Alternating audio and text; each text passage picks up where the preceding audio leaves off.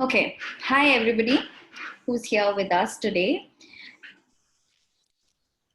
Thank you for joining us on this session of Awake, Aware, Arise. My name is Ashwarya. I'm the Customer Success Manager here at Coach Arya and shall be hosting this session for today.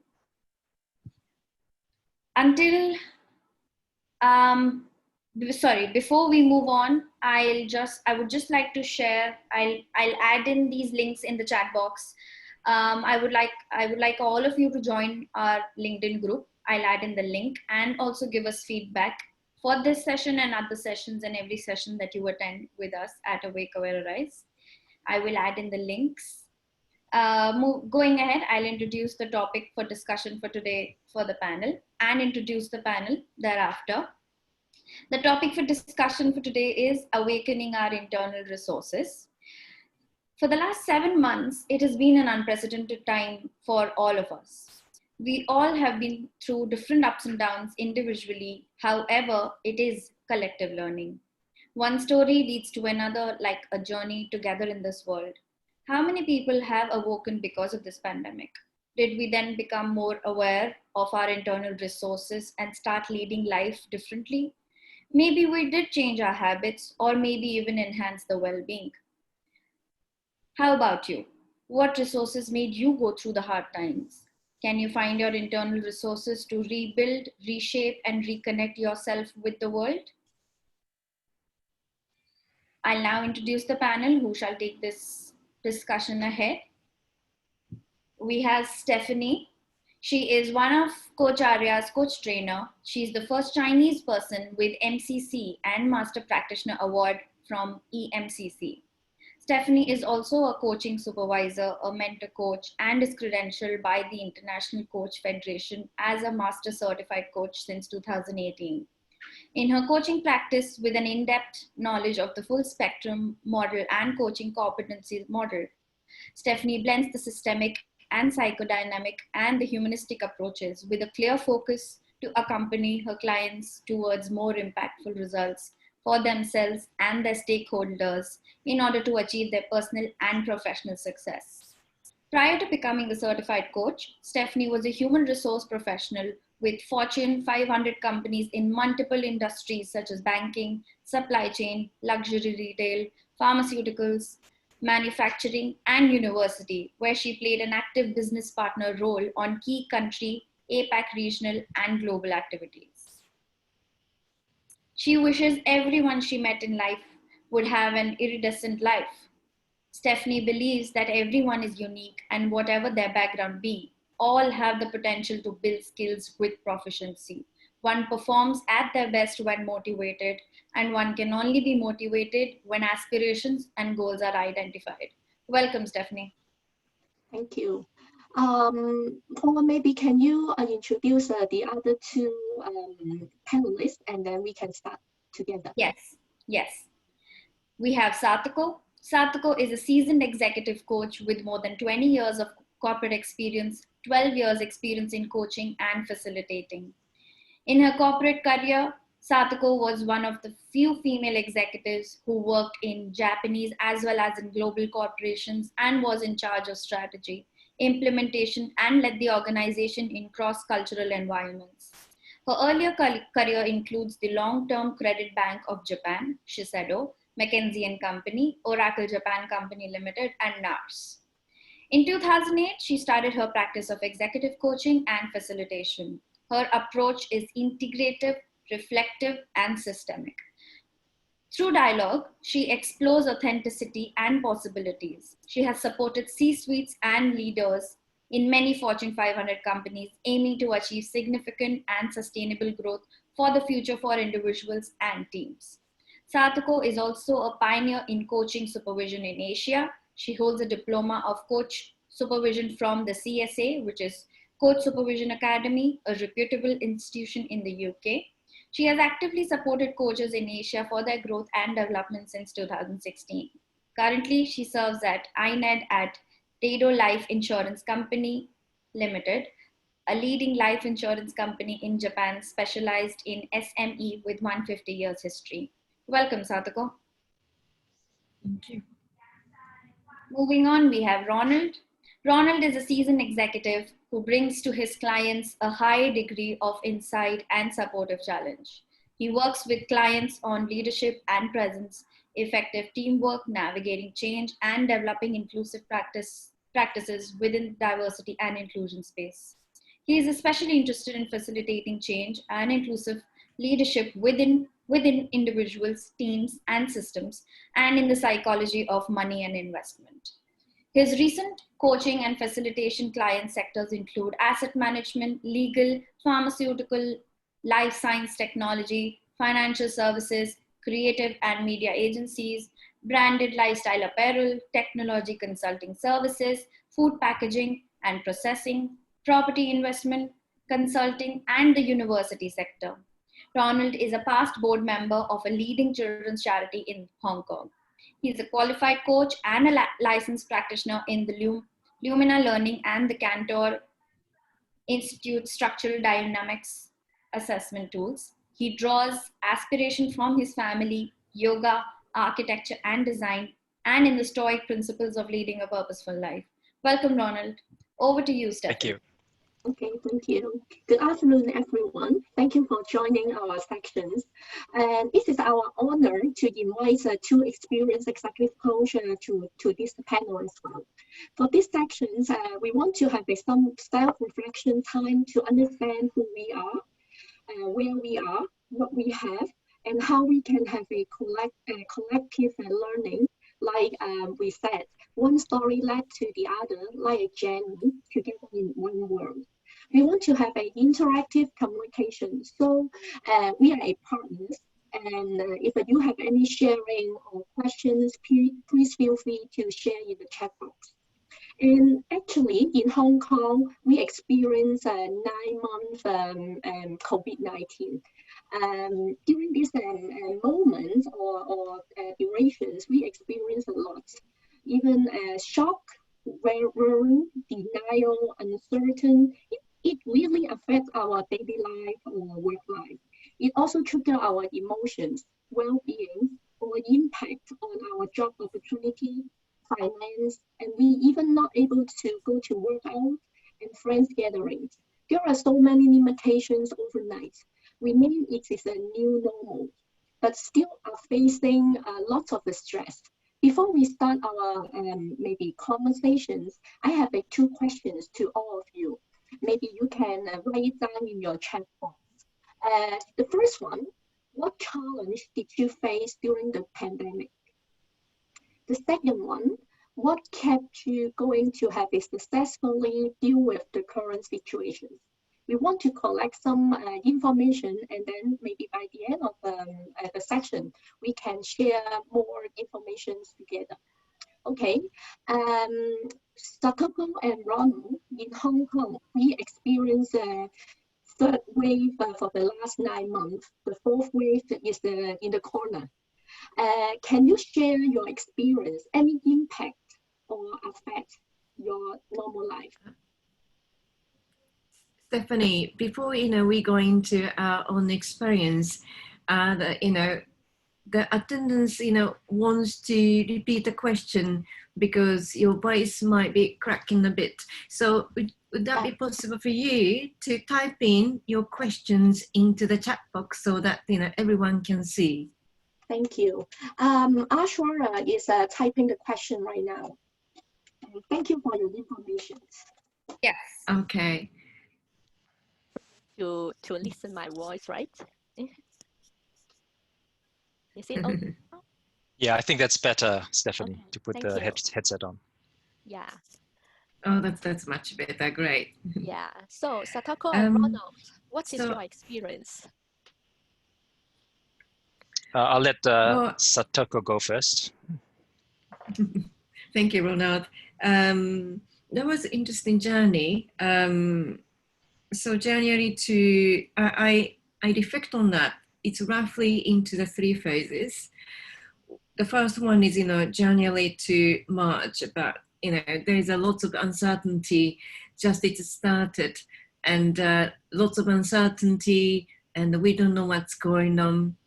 And, just things been changing, and some reacting to denial or, just very cautious and fear. And,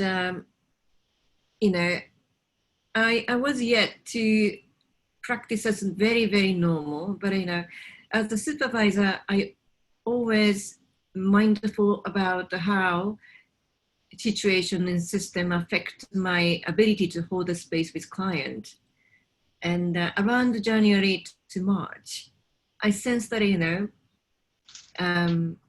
ability to hold a space for me and the client a little bit shaky. So I think kind of in a little stress in the space. And the pandemic going on from April to June, July. By my personal side of stories, I just hurt my knee, and I got the operation in April. So the journey is also my rehabilitation journey. So that was quite emotional exploration, a lot of struggle, frustration, and because of lockdown, we suddenly thrown into lack of the contact, or lack of touch, and lack of normal. So as an introvert, I become hermit, and I slow down quite a bit. Also, as a pressure happened because a death is really close to every one of us. It's like as if we are living on a border time, and suddenly the due date is actually coming right in front of us. So that unspoken, implicit, explicit stress, certainly affect the system and every one of us. So I feel lots of stress, frustration, and so on. And somehow July to September, that's where we are now. We start talking more about co-creation and rebirth. I'm sure it's depending on the people, and it's very personal and a collective journey. But we start moving a bit. We start to try a bit, and even within the constraint, we start out something new. So that's my personal experience. And how do you see, Ronald? What was your journey in personal? Thank you for sharing, Satoko. Well, first of all, especially for our Indian friends on the line, thank you for joining in your lunch hour, giving up your lunch hour. And hopefully in the next 90 or so minutes, you take something away, or you reflect or reaffirm something that you might have. What I have to say during this time and my reflections, I think I have to remind myself I come from a privileged place insofar as no one close to me has suffered from COVID-19. I haven't suffered any deaths. And so, I've been in a place with a lot of resources, and therefore I'm very grateful for that. So, if that comes across as a bit teachy or preachy, I think that's the context, if you like. Otherwise, if I had suffered something, I think I would be in a very different place. And I know India is suffering really badly with infection numbers. So hopefully you get through this. Hong Kong has been in a much more privileged position in that instance, in that we have had very few deaths and then been able to really suppress the number of infections. So hopefully you guys can get onto that track as well. If there's one thing we can take away from Buddhist philosophy, it is the concept of impermanence, that these too shall pass. And I'm sure that with everyone's efforts across the globe and in India, this too will pass for you. For me, it's and I see it in the clients that I work with as well. It's all of us going on this change curve, because this unusual period, we're all in this together. And it's fair to say that even with in the profession that we're in, we also know that regulating our emotions is important. And for me, I've gone through ups and periods of downs as well, which we'll probably explore during the rest of this talk. So I'll just leave it there for now. But thank you for joining again. let me share my experience as well. Like Satoko, the first wave in Hong Kong around January to March, I feel a little bit quite excited. Honest speaking, why? Because I can take a rest and everything like stop, and then we can slow down. So the first almost from end of January to early of March, I went to hiking almost three, 4 times a week. And then I got a lot of insight from the natural environment and do a lot of reflections.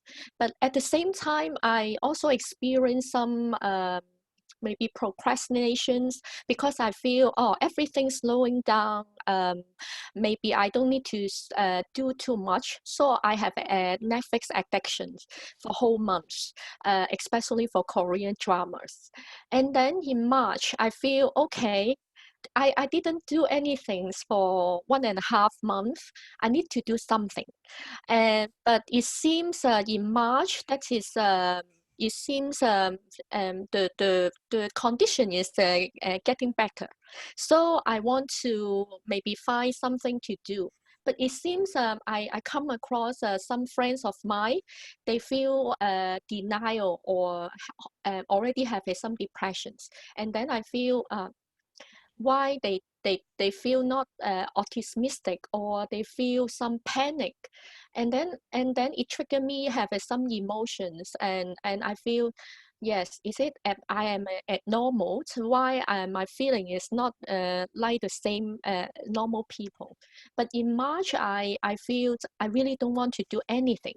I have no mood, no even don't want to turn on my computer, even Netflix as well.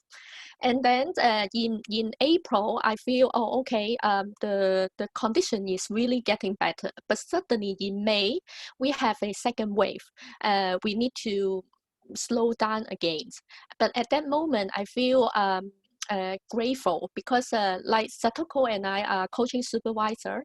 We have a collective group. We meet every Tuesday morning. And I feel that even the condition outside is not really good, but I feel we have a supporter even in different locations. And then I start to think about what is my directions. And then I pick up my mood and then think about what is the next. And now the third wave just finished. I feel that. And I feel excited, and because during the last 1 or 2 months, I connect different people, and I also have some job coming. That is a quite still keep the gratitude attitude. Like in the chat box, I saw some people say during this moment, she set up a gratitude platform. Yes, I so am I as well. So if you want to share anything, you also can type in the chat box. And Satoko and Ronald, because you are a very experienced executive coach and coaching supervisor, from your observations, did you notice any difference pre or post COVID-19? And can you share your observation or maybe personal experience as well? You are mute. Satoko, you are mute. Thank you. I was wondering if you want to share some nice sharing in the chat box, but I'm gonna, as you read, I'm gonna just sharing my observation. So the uncertainty phase, I see lots of people kind of confused in a way, because their life suddenly changed and they don't know how threatening it is. So some people like it's a flu, and some people say it's really, really like very life danger, and people are a bit confused, and the people stop doing what they used to do. So if you're coaching very busy business person, stopping something they used to do, causing quite a lot of confusion, so they don't know what to do. So being focusing on how we're going to balance being and doing. So being stop, we have to stop doing, and what about being? How does it affect you? So that's the uncertainty phase, and lockdown and almost like exploration phase. They require a little bit of emotion, like a lost, maybe draining of the energy, and then we go for self-care and resilience and exploration. What's new? What is it for you? And yeah, so people going through the phases, and so do we. I remember that in the January and the March, in group supervision, I cited the Viktor Frankl's words that that's the famous one. Hang on a sec. The between stimuli and the response, there is a space. In a space is a power to choose a response. In a response lies a growth and a freedom. So that's a famous one. So I ask question to the coaches that in the uncertainty, how you respond, what would you do? And then now it's kind of moving to reverse, and I saw lots of coaches doing something new, new ways of working, new practice, new experimentation. So that's coming to more of the other citation that it's not really matter that what we expect from life. It's more about what life expected from us. So we kind of exploring and then creating something, shaping something new in the coaching space. Thank you. How about Ronald? I think definitely resonate with what Satoko has said, and I'm reading the screens as I go along. I think a lot of you have put some really good stuff up there, like gratitude and creating new rhythms, etc. So I think most of my clients or the clients that I've worked with have gone through what we are all going through, insofar as a chance to possibly reset, pause, and perhaps pivot. And so things that become very important to us, like our health, our well-being, our community. And I think earlier on, Navneet asked, post-COVID, how can people with stress and tension, how can we help, and anxiety, and how can we help them? And I think the subsequent comments about that has become very important. I mean, one of the things as humans, we face this bias or this illusion called the end of history illusion. So we always think that we've changed so much in the past, and we're our fully formed self at this point in our lives, and we won't change in the future. And what a lot of experiments have shown is that actually we do keep changing, and we don't stay still. So I think one of the things that all of us in the development or growth or the helping professions, we do want to reach out, we want to help people, and it's about reinforcing that we will continue to help people and that things will get better. But it's how do you build those tools, both behavior-wise and mindset, in order to help people who are probably less aware of how they can get out of this. Because sometimes to me, it can be as simple as knowing what's in our control and what's outside of our control. And if we know what's in our control, then what are the behaviors and the mindset we can adopt to that and make the small changes. And oftentimes with all that's going on in the world, we tend to forget those basics because, fear comes in and uncertainty about the future. And so I think we just start from there and then work outwards towards that. Ronald, thank you for your sharing. And I know you are very knowledgeable in history. I heard that you have some insight from the story. Can you share with us?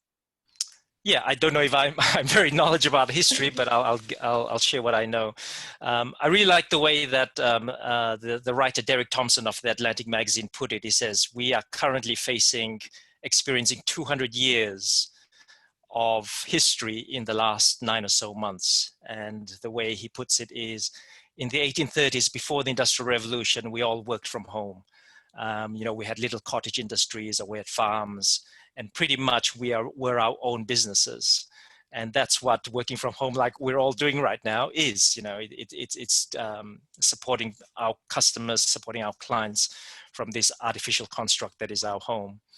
Then in the 1930s, especially in America, there was the Great Depression. So lots of unemployment, the stock market was down, social unrest, and a real requirement by the government to supply fiscal stimulus as well as monetary stimulus. And that's what's happening all over the world now, with the central banks pumping a lot of money into the system, and with all the social unrest that's going on right now across different areas as well.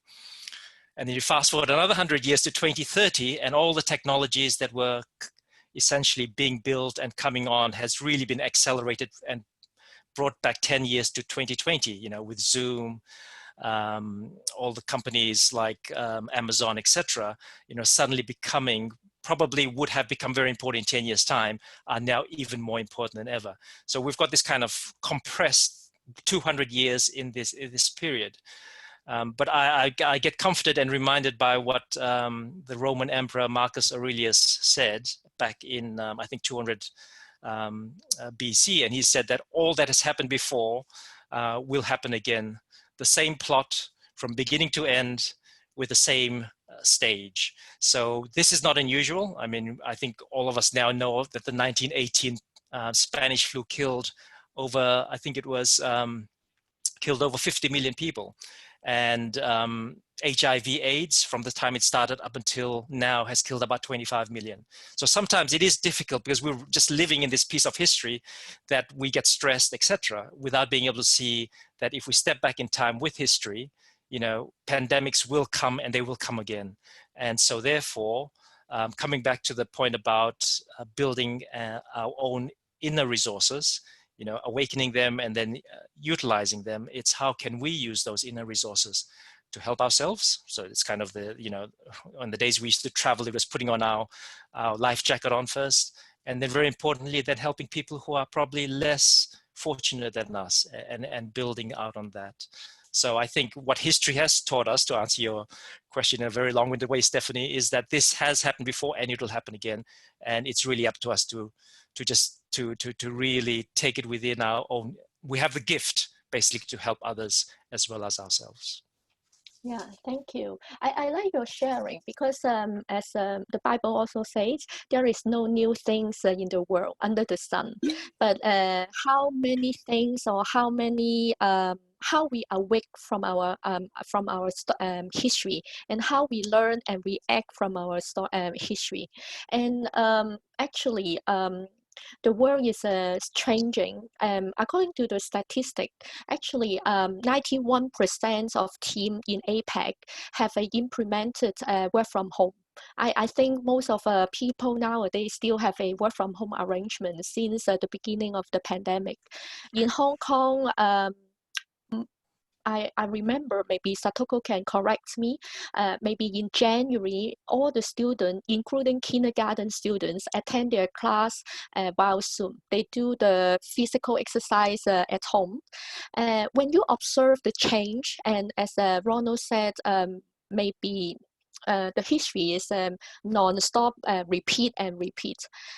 But how we feel, and how you face your emotion, and what emotion you have.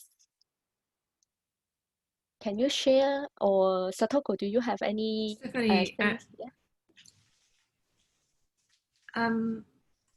I noticed that there is a beautiful chat that going on, and one I noticed is collective consciousness. So well, Ronaldo actually said that it's we are alone together. It's exactly telling the situation where we are now. In the middle of this 9-month journey, I've been seeing the shadow of my personality, individual shadow. Maybe myself and the client, other people, and the collective shadow of the society. And there's a lots of things going on everywhere in the world. that's, you know, just triggered from COVID, but it's there, it's a shadow. And the shadow is the perhaps, you know, when times comes, the great source of individual and a collective growth. And then it's hard. So we are experiencing that hardness at this moment. So that's how I kind of feel about, you know, in the bigger picture, you know, that's what's happening. So that's actually the question that, you know, how we actually coming out from this. So that's my kind of, you know, take from a collective journey. And you know, I'm curious that, you know, what the other attendees are curious about in this situation, what we can explore in this panel. Yes, the questions, like Levine also mentioned that before the COVID, he feel or she feels tension, stress, anxiety, and need help. But post-COVID also feel that and observe that most people have tension, stress, anxiety. How can we as a coach or maybe helping professional can help them? A good question. The way I've approached this is I'm sure that all of us, I can make the assumption that all of us start with a lot of empathy because of the work that we're in, and knowing the perspective of the people we're either coaching or working with, or friends in the community. And I think the first thing is to recognize that everyone starts in a different position. So the best thing I've found is just listening to people. Because I cannot make a judgment of where they are, because in one day we can all move through this emotional curve and be anywhere. So it'll be very presumptuous to say, oh, I know where you are because of your situation. So I would start from there. I really liked what KS said a bit earlier about rhythms, because I firmly believe that we have to look at these things in two ways, both the emotional, the thinking and feeling part, and the doing part, the behaviors. Because to get out of this in a lot of ways, or to support getting out of this, we really have to put actions and rhythms and structures or processes in place. And that might mean just doing new habits, you know, just continuing to exercise if we're allowed out, for example, just to get a lot of sleep, because sleep is probably the one underappreciated asset that's within our control for most of us, and we always discount that, thinking we can work harder or watch that additional Netflix or what have you. And even I have trouble coming to grips with 7 hours of sleep is much better than 6 hours of sleep. So for me it's about building rhythms and structures, so that I can, to the extent possible, eat well, sleep well, and then exercise, because those basics really, they're almost in a way so basic and fundamental that we tend to forget about them and think about more important things. And that's just our physiology, and we need to work with that. The American psychologist William James said, am I happy because I sing, or do I sing because I'm happy? And it's because of, when you sing, you actually trigger off different endorphins, etc., and then you become happy, rather than having to wait to be in a state of mind before acting. So I think that's quite a nice way of saying, what are the behaviors you have in place that can help you? So sharing. I know I'm hogging the airspace, but in our household, we have my wife and I have a 13-year-old daughter and an 11-and-a-half-year-old daughter. So every day at about 4:30, after we finish this call, it's either a yoga class or a high-intensity training class, so on YouTube. So it's between 45 minutes and an hour. And they groan and they mumble and they say, oh, why do we have to do this? But if we can't get out of the house, that's the only time that, in a way, is the exercise time or the stretching time, and it's family time, right? And over time, I think they will get to appreciate that. And sometimes it's difficult to do because it's quite easier to bring out a packet of chips or something to eat. But I think just getting into that rhythm, I think, is just so important, because we all feel good afterwards. So to second what Kaya wrote down earlier, I think for me it's about rhythms, creating rhythms. Whether it's, you know, what is your rhythm? Is it yoga? Is it gardening? Is it taking your, you know, speaking to your mother or your mother-in-law, you know, in another state in India, for example, or what is it? So it's for each of you to decide what it might be. And I also read most of the checkbox message. I feel that before the COVID-19, we are all very busy, want to achieve a lot of things, like Satoko said, doing, and we are a doer.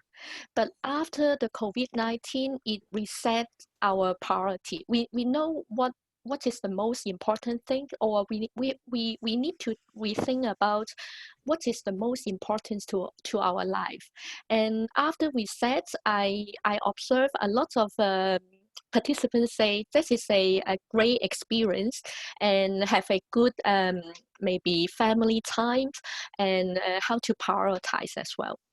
I also want to share my experience because for the last 7 or 8 months, I still have some executive coaching, and I noticed many clients have a common phenomenon.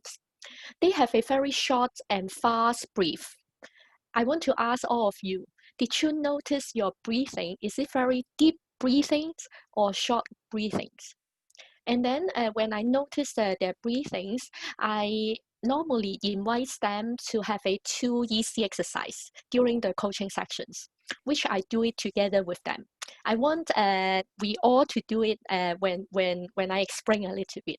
The first one is deep breathings, because honestly speaking, I am easy to tense. Maybe I feel I have a happy face, but I have a butterflies in the belly.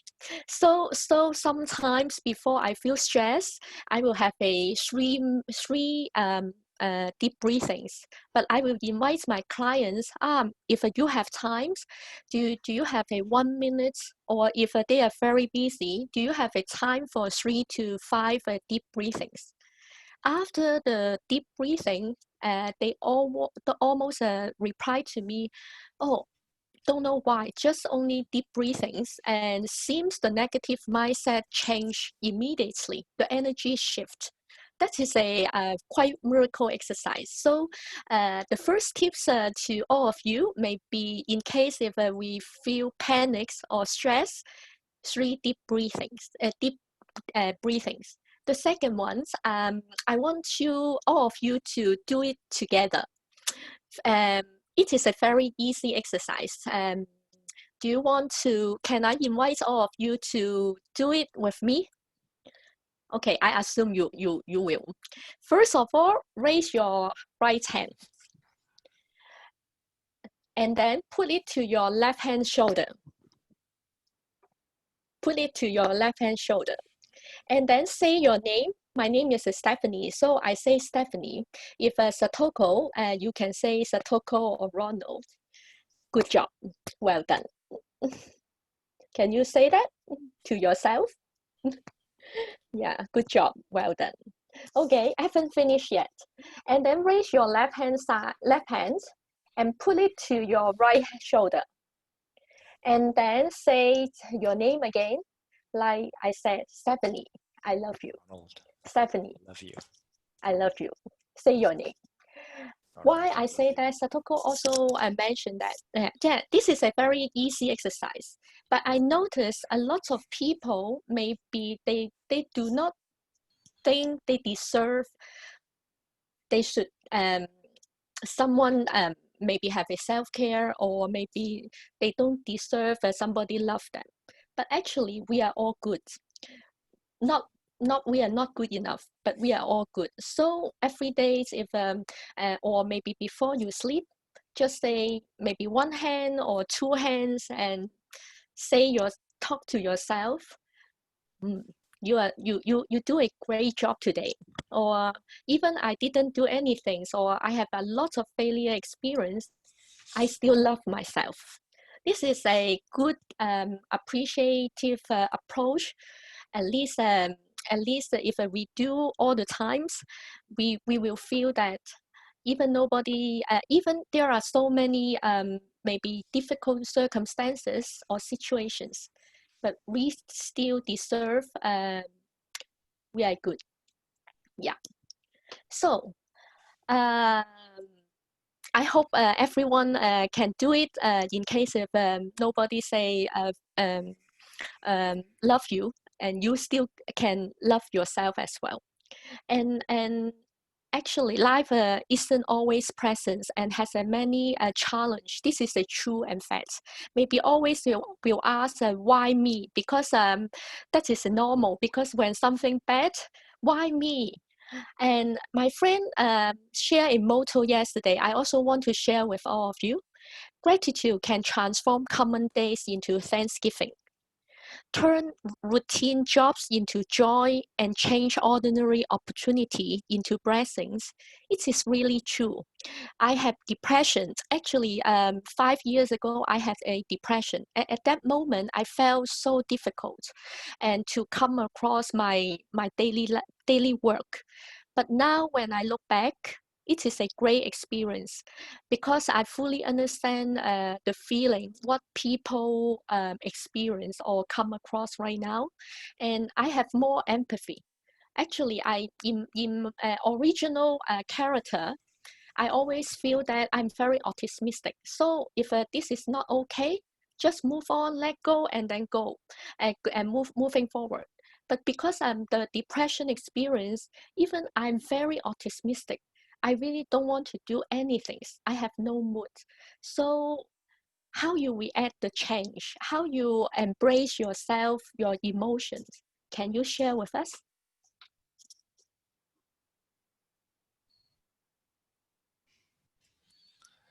For me,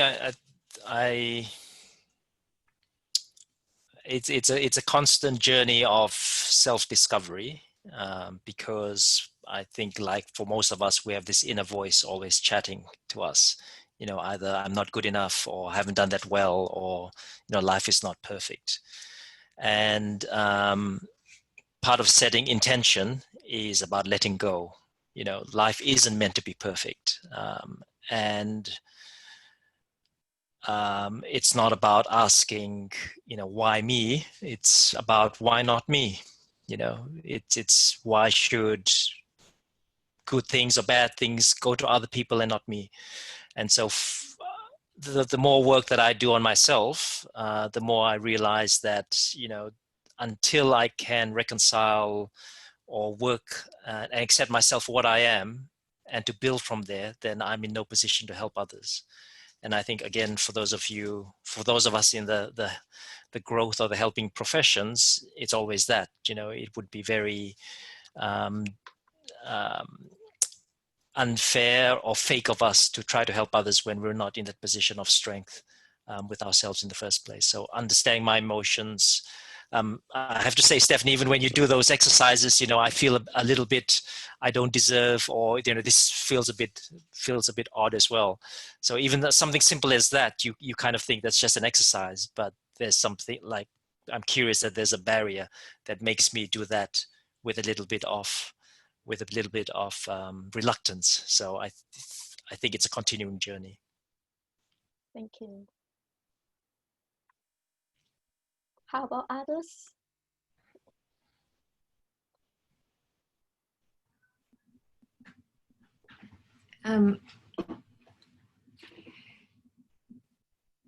For me, I'm also pretty reactive. I'm reading, is it the thinner? So I pause a lot. The slowing down helped me a lot. I sometimes just, sit again on the chair. The ground helps me a lot. And I've been, so there was one story that helped me a lot. I spoken to a monk a few years ago, and he came to my father's kind of a funeral anniversary. So in Japan, we do a 3-year, 7-year stuff for the funeral. And he said his story was like this, in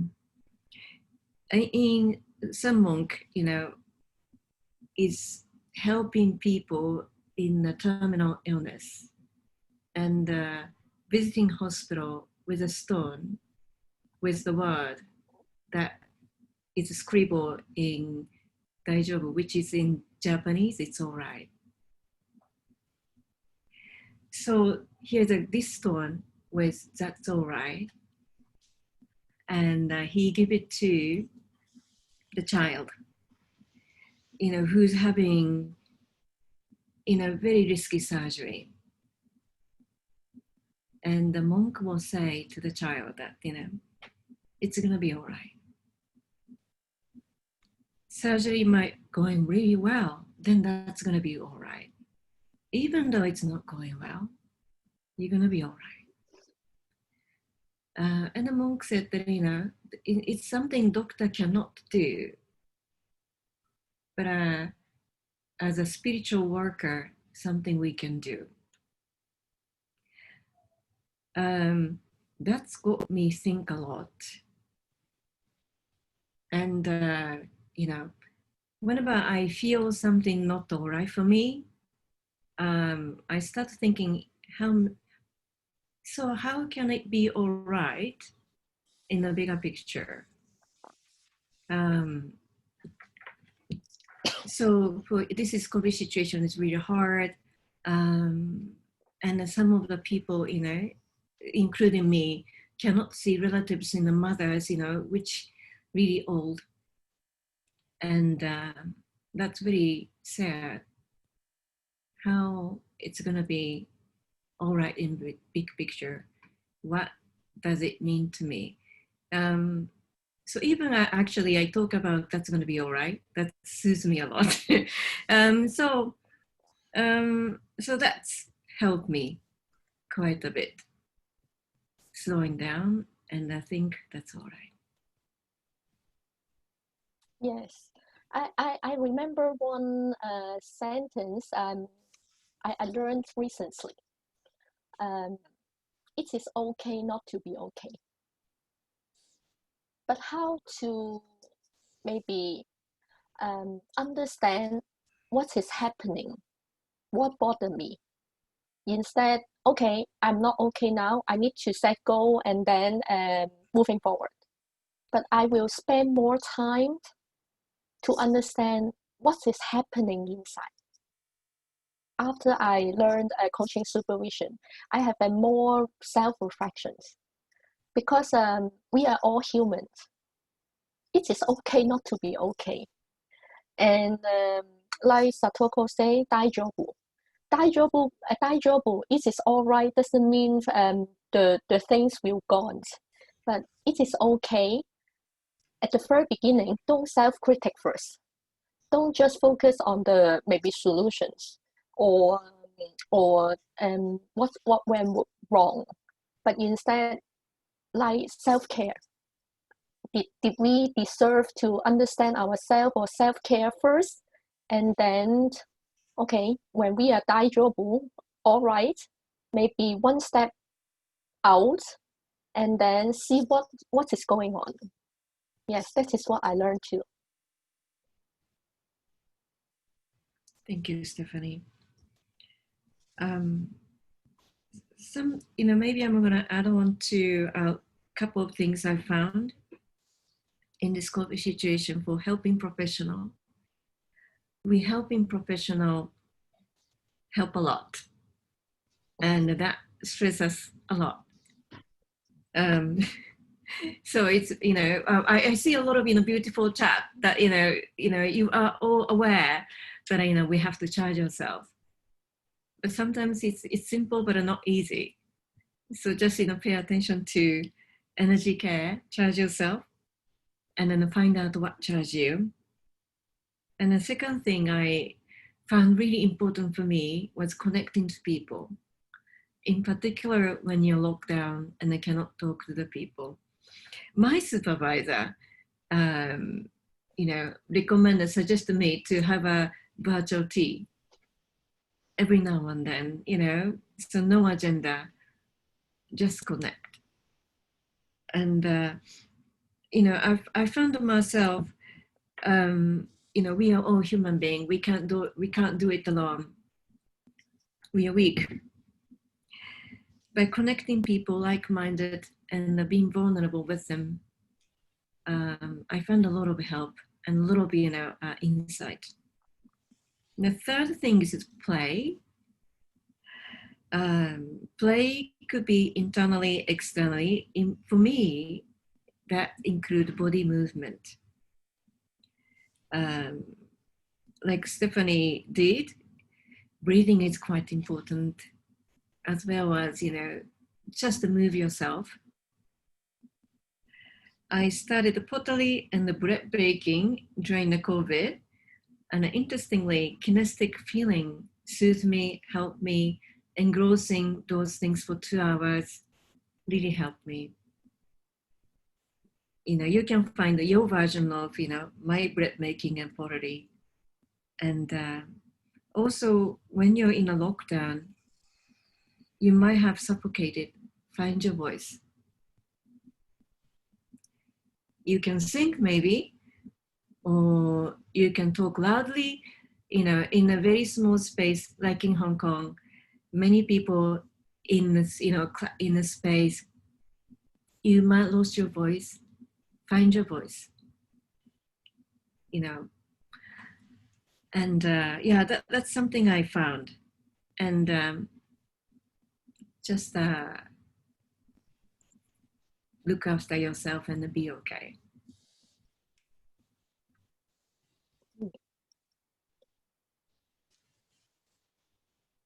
Or maybe, can I ask Satoko and Ronald, because you both are parents and play different roles.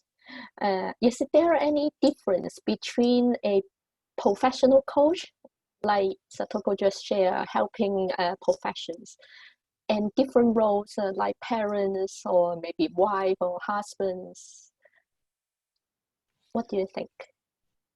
Yeah, to me, we have yes and no, I guess, is the taking, you know, sitting on the fence and taking both views. Yes, it's supposed to. It's also recognized that we have different identities, you know, because our relationships as a spouse or as a parent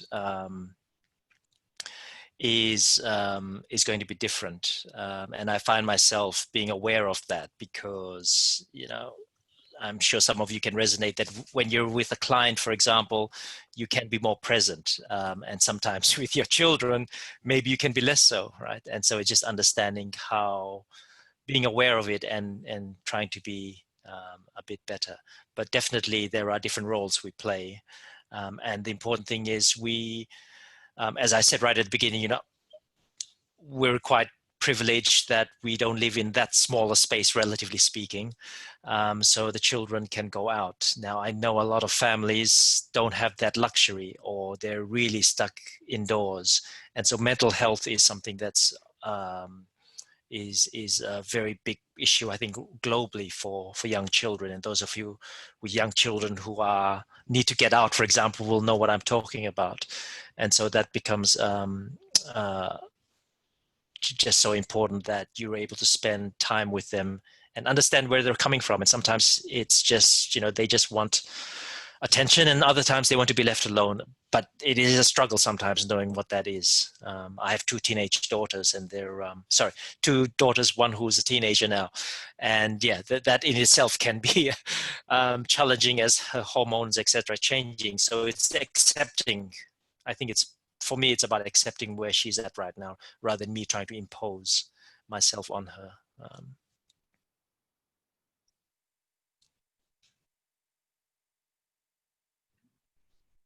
Well, my daughter is 10, so, you know, it's yet to come. But something I notice is, you know, when in a lockdown, all the family dynamics is very condensed in a way. So I learned to look, it's a great opportunity for me that what's going on in the family system, and you know, where it's come from and what does it mean to me. Because, you know, I also bring in something, you know, from my family and my relationship with family. and then my husband, and then bring in something from his upbringing too. So it's like almost like we see the petri dish in a small contained space. So for me, it's like, the curiosity and open-minded helped me a lot in this stressful time. Well, it's very hard, but if it's possible, think it lightly and think about curiosity. Okay.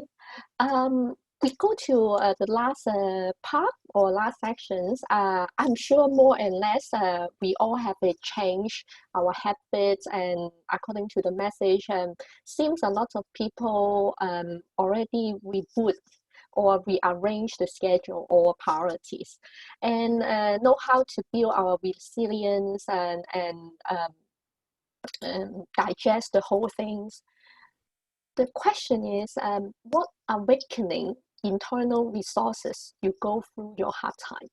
Because as a coach or coaching supervisor, we all know all, especially our coaching theory, we all have a resources. We know how to maybe solve the problem. But what awakenings, internal resources, we go through our hard time?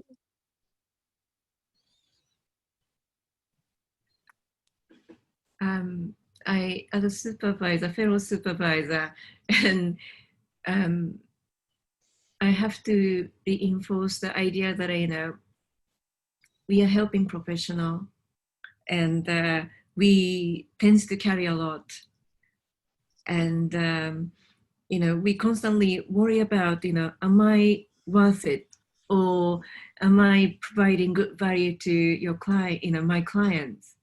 Am I doing enough or something?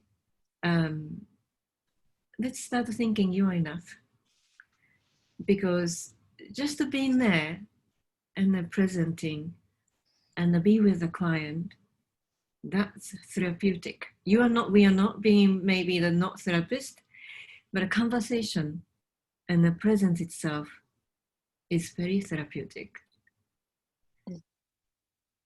Yeah.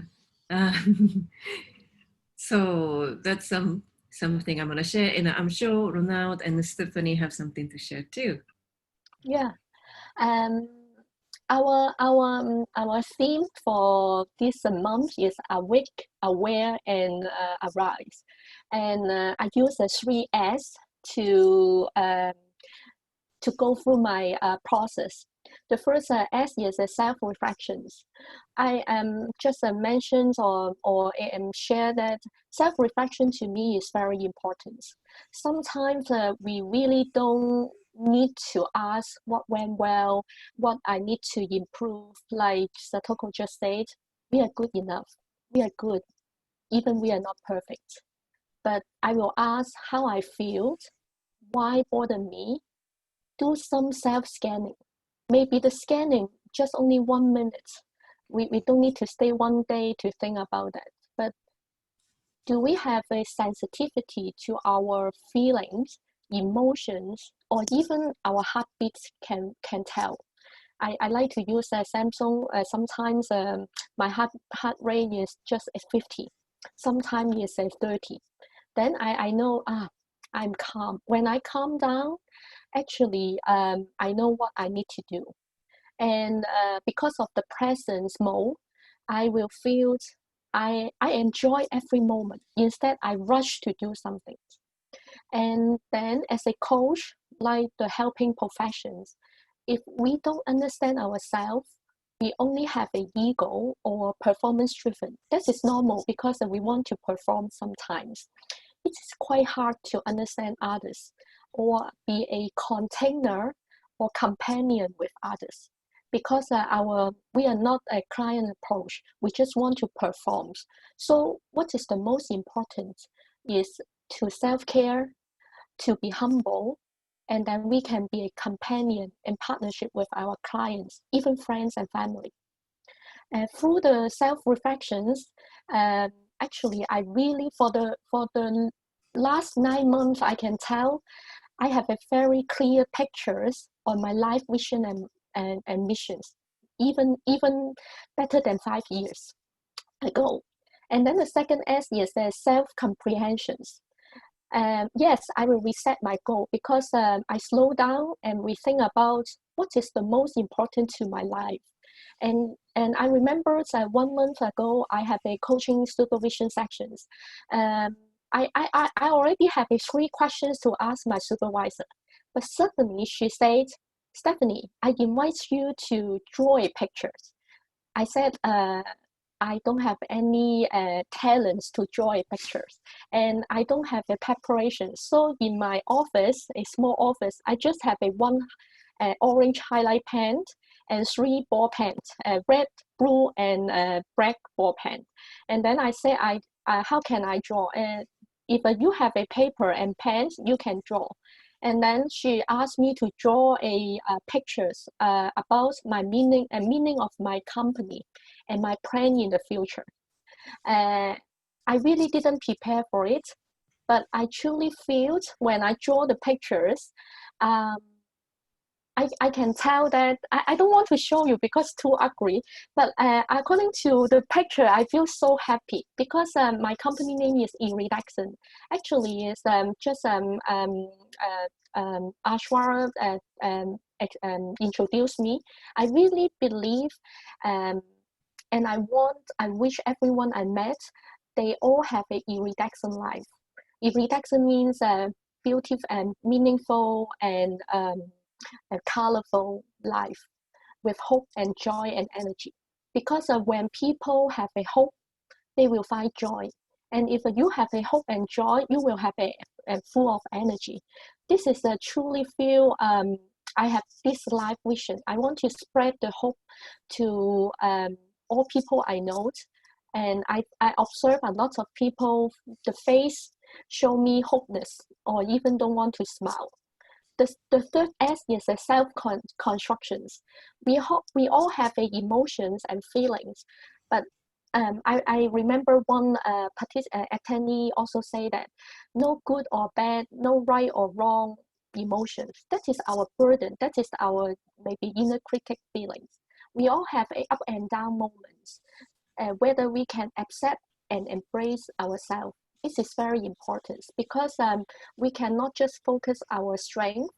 If we understand our shadow or darkness and we embrace and we accept, have a self-acceptance, even we are not perfect and we cannot please everyone. Even I have plenty of room for improvement. I say, I'm good. That is 3S, self-reflections, self-comprehensions, and self-construction. Yeah, this is my sharing. How about Ronald? That's lovely, Stephanie. So this is a work in progress. So a few years ago, Nassim Taleb wrote the book Anti-Fragile. And so for me, it's about developing a toolkit, a personal toolkit for anti-fragility, that can last through good times and bad times. And so the top 5 that I'm currently working on now, and I would encourage and invite all of you to have your top 5 as well in your toolkit, are these. And the first is minimize watching the news, because that triggers for me so many different things. So either the news, try to limit myself on Twitter or reading the Twitter. So if you look around the world right now, there's just so much conflict. You just have to look at the US to see what's going on. You look at, for those, I'm sure we're all on LinkedIn. So if you look at what Ray Dalio has been writing about, the age of empires coming to an end and the kind of decline of America and the rise of China.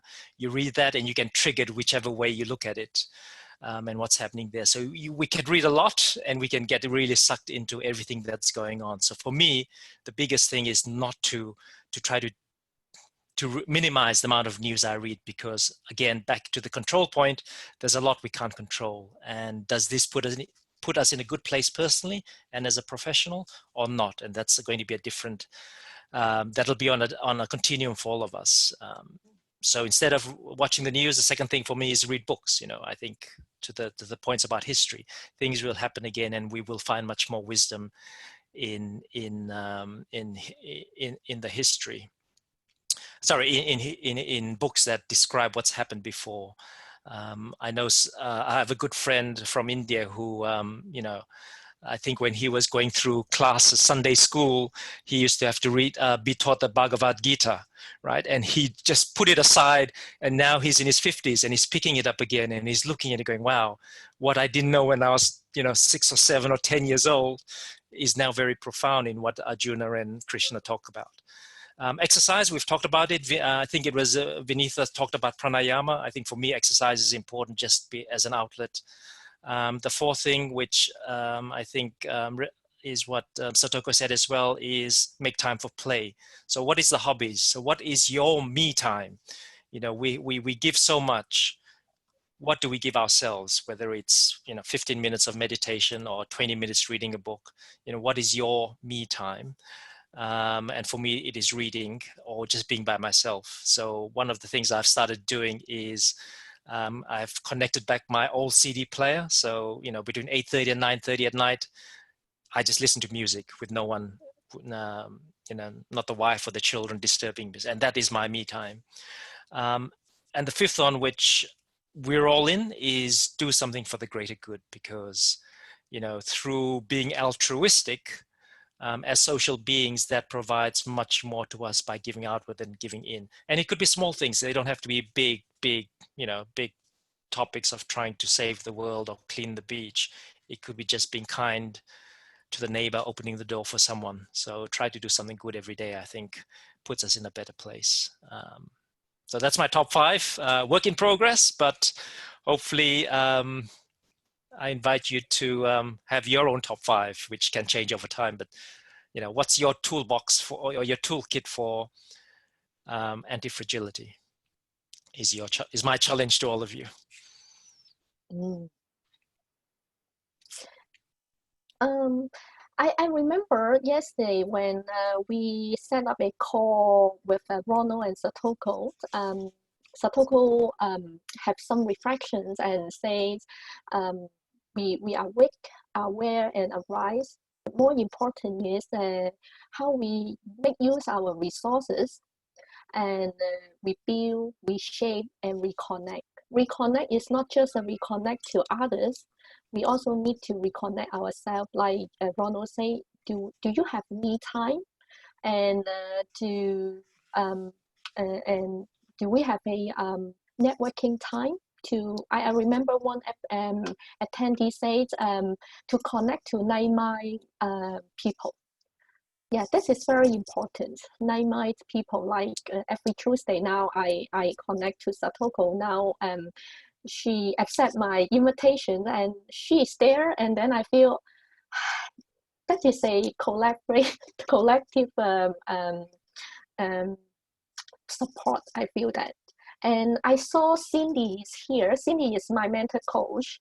I remember 2 years ago when I come across a MCC program, I took more than maybe 15 to 20 recording, and every time when she listens, no, and then I feel quite frustrated. What's wrong? And then I remember, because Cindy is based in South America, South Africa, so the style is completely different from Asians. We are just a duo and quite fast paced, and her style is okay, relax, you can do it.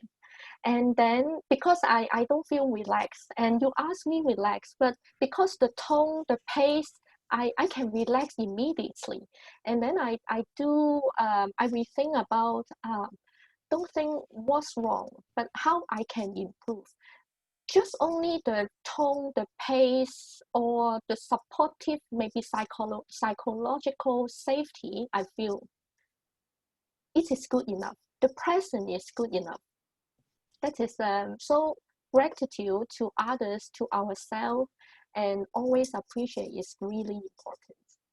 Yeah, Satoko, I want to give you some times because I really like her metaphor. Because in Japan, there is an art and kintsugi, and I want the original Japanese to explain what is that. It is a very, very good metaphor we want to share with all of you.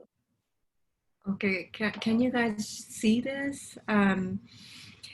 So in my exploration, I had a lot of discussion with my learning group, and being vulnerable, everyone become vulnerable together, and yeah, beauty in broken, right?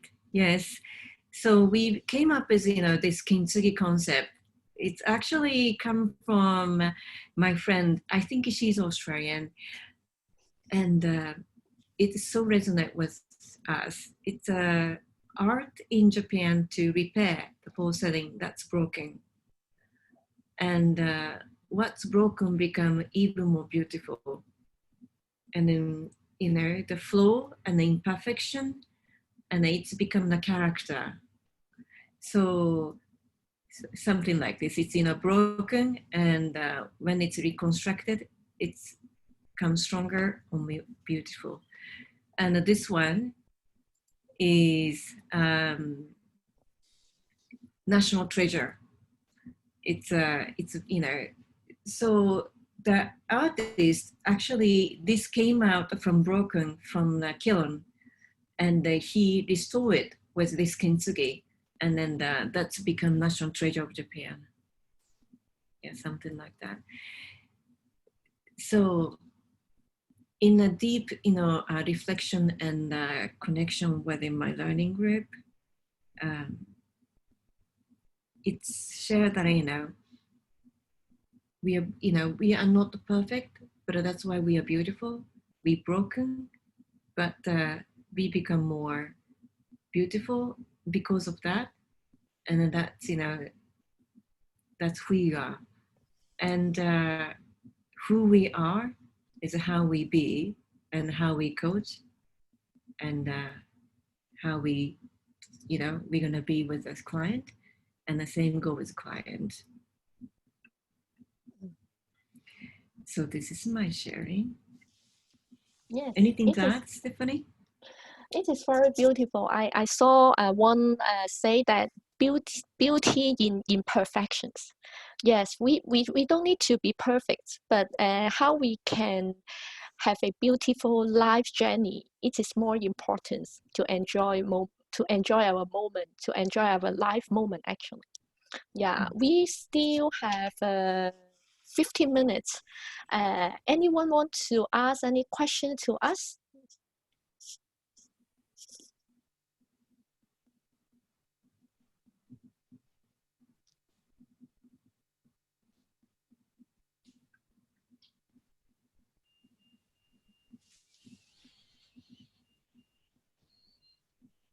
Stephanie, if you'd like, you can read the reflections also in the chat box. A lot of people have sent in Yes. reflections, their thoughts. You can take that also. Okay. Or maybe I also invite Ronald and Satoko read the message and see what we can share with them as well.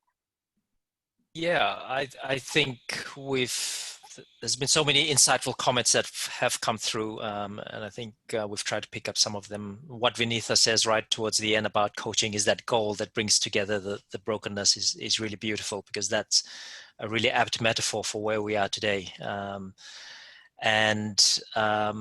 I don't want to steal Satoko's limelight, because what she just said, with the presentation was just lovely. And, for me, that's kind of a nice place to draw this to a close, because that just ties everything together, that through possible damage, there is growth, right? And the growth can come in a lot of ways, restructuring something by gluing it together, or emerging as a phoenix, depending on where we're coming from. And just from the comments I've seen, that all of us on the line are aware of what we need to do. It's, how can we give a little bit more of ourselves to others, and yet at the same time ensure that we're also energized and have the inner resources to continuing to sustain that and building that anti-fragile frame for ourselves. But I think that's where, I'd like to leave it for me, unless there's questions.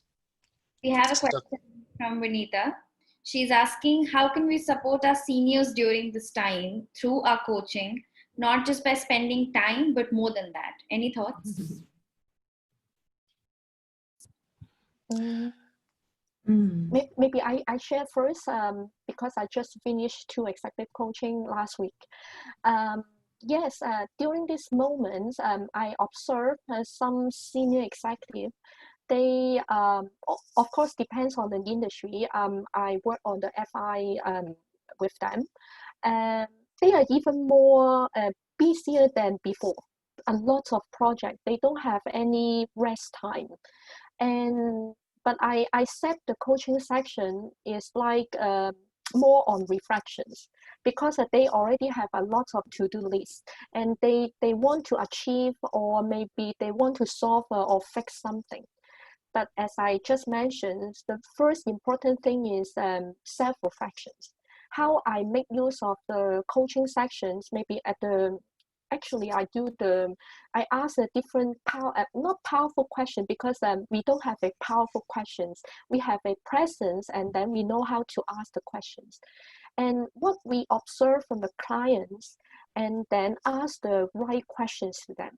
What bother them or maybe do the 3 deep breathings at the beginning of the coaching.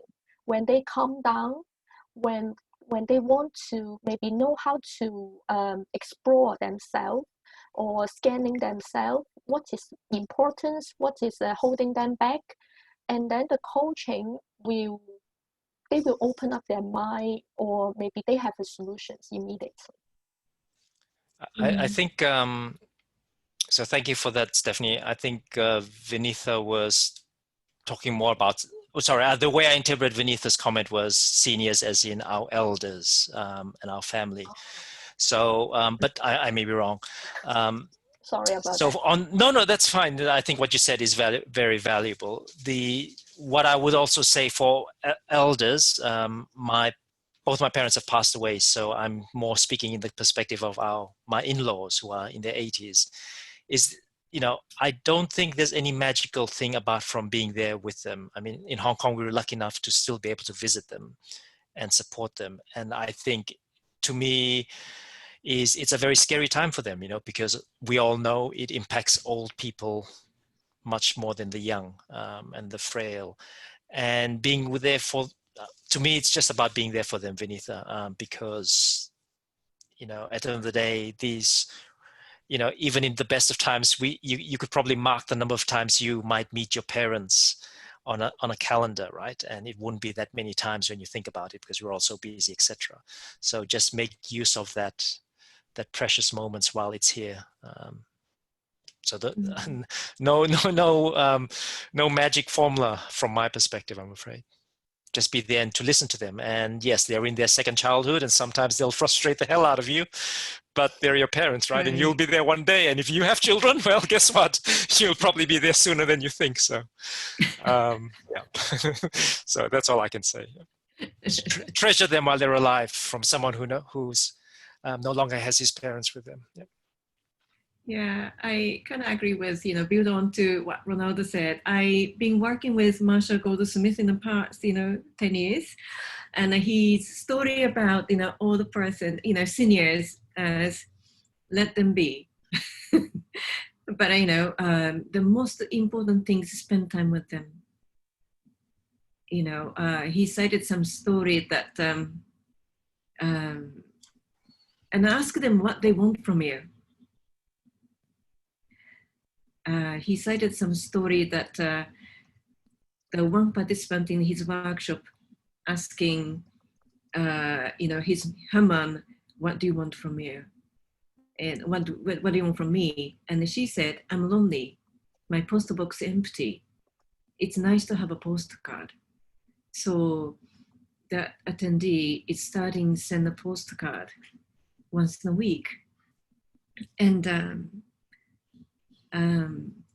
she said to Marshall that, my mom just passed away, but I really glad that, I did that. So my mom is 80 and she's very vulnerable, because she's underlying condition.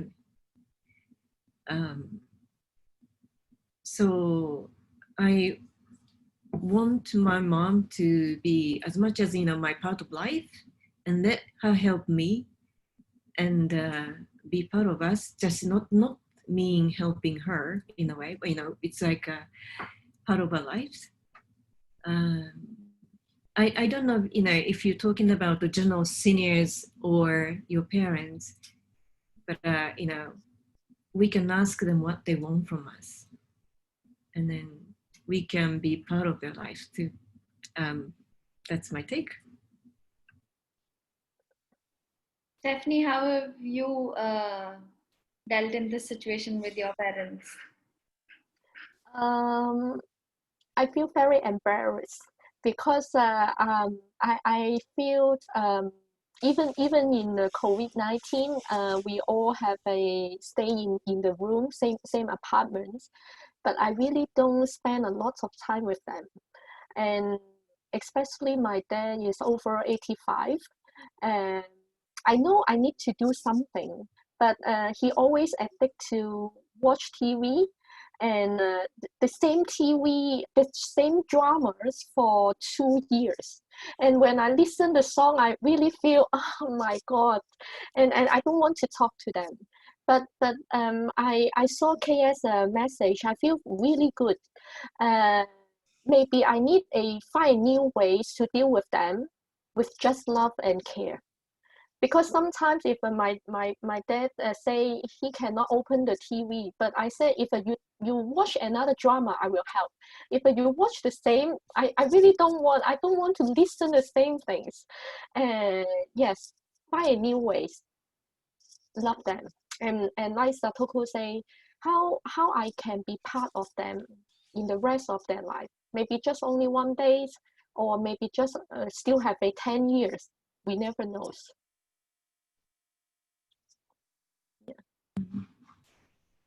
Yeah, I watched in Binda's chat, and then I feel some compassion. Yeah. Wow, thank you. Yes, I never celebrate with my mom, my dad, because I always buy ice cream. I think that is a celebration every week. I like the celebration every week. My grandma is also 100. Wow. Yeah, I really agree that every moment counts.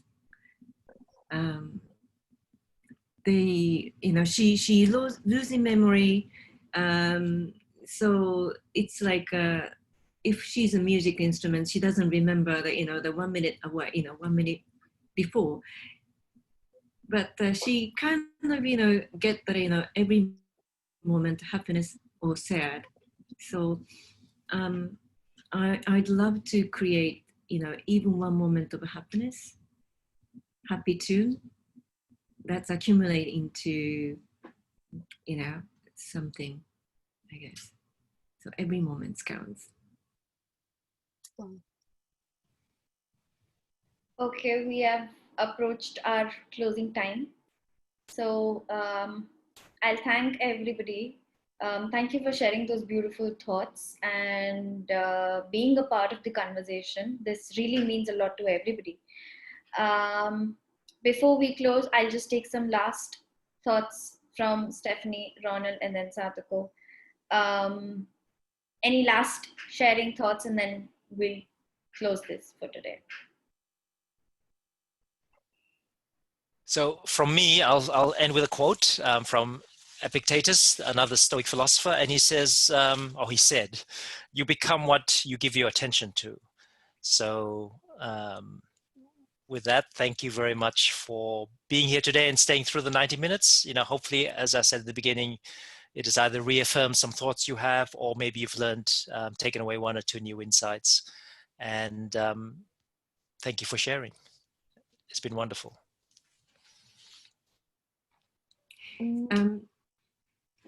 So to be honest, I was really, how to say, tense maybe at the beginning.